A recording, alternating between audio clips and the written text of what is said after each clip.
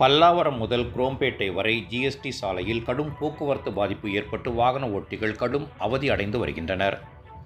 சென்னை தாம்பரம் அடுத்த அதன் சுற்றுவட்டார பகுதியில் வசித்து வரும் பொதுமக்கள் சென்னையில் பணிபுரிந்து வருகின்றனர். பணிக்கு செல்வதற்காக தினந்தோறும் காலை நேரங்களில் தாம்பரம், குரோம்பேட், பல்லாவரம், மீனம்பாக்கம் என அதிகப்படியான வாகனங்கள் ஜிஎஸ்டி சாலை வழியாக சென்னை நோக்கி செல்வதால் போக்குவரத்து பாதிப்பானது ஏற்படுவது வழக்கமான ஒன்றாக உள்ளது. இந்த நிலையில் பல்லாவரம், குரோம்பேட்டை ஜிஎஸ்டி சாலையோரம் இருக்கக்கூடிய ஆக்கிரமிப்புகளால் தினந்தோறும் குரோம்பேட்டையில் இருந்து பல்லாவரம் ஜிஎஸ்டி சாலையில் கடப்பதற்கு 30 நிமிடத்திற்கு மேலாவதால் கடும் போக்குவரத்து பாதிப்பில் சிக்கி தவித்த பிறகுதான் சென்னைக்கு செல்லக்கூடிய சூழ்நிலை ஏற்பட்டுள்ளது. தற்போது பல்லாவரம், குரோம்பேட்டை ஜிஎஸ்டி சாலையில் கடும் போக்குவரத்து பாதிப்பானது ஏற்பட்டு வாகன ஓட்டிகள் அவதி அடைந்து வருகின்றனர்.